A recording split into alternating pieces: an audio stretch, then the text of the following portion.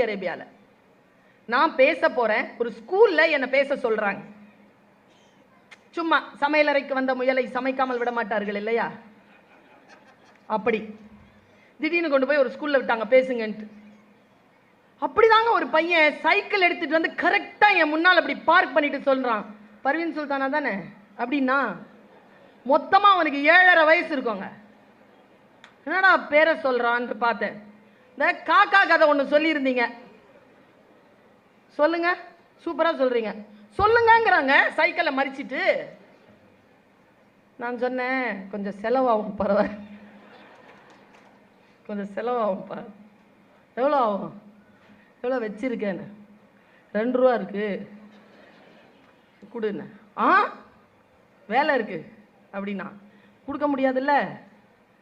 போய் எனக்கு கொடுக்குறதா இருந்தால் சொல்லு, நான் பேசுகிறேன் அப்படின்னு. அவன் என்னை மேலே கீழே பார்ப்பான். டிவியில் நல்ல மாதிரியாக பேசுது,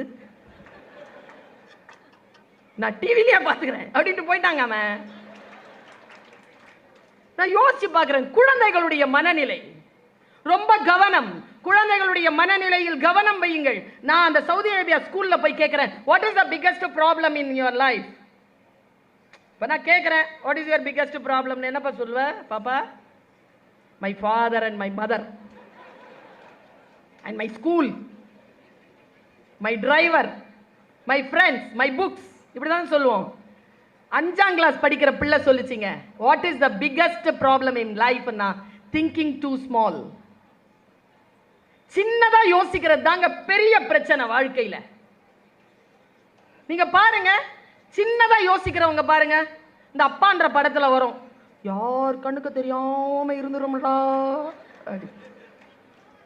பிரச்சனை எதிர்கொள்றதே இல்லை.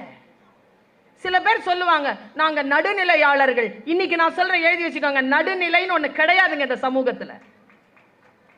ஒருத்தன் சண்டை போட்டுட்டு இருக்கிறானா, ஒருத்தன் அடிச்சுட்டு இருக்கிறானா, வேடிக்கை பார்க்கறனா, நீ அடிக்கிறவன் பக்கம், ஏன்னு கேட்கறனா அடி வாங்குறவன் பக்கம், அவ்வளவுதான். இந்த நடுநிலையில நிக்கிறீங்கன்னா வேடிக்கை பார்க்கறீங்கன்னு அர்த்தம். நமக்கான கடமை என்ன? சவால்களை நாம் சந்திக்க வேண்டும் என்று சொன்னால் நாம் சில பல தெளிவுகள் இல்லாமல் முடியாது.